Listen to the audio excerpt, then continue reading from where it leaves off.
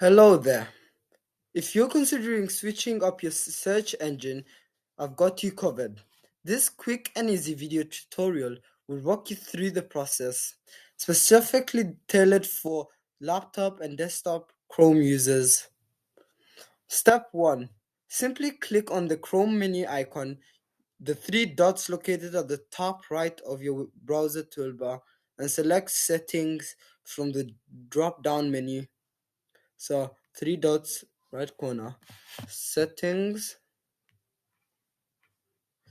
Step 2. Look for the search engine option and give it a click. Step 3. Finally select your preferred search engine from the list and click on it to confirm the change.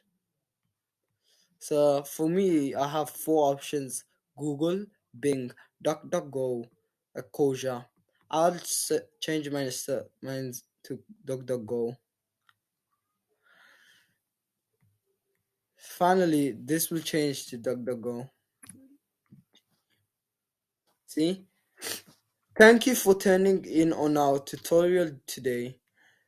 We hope you found it helpful and we wish you a pleasant day ahead.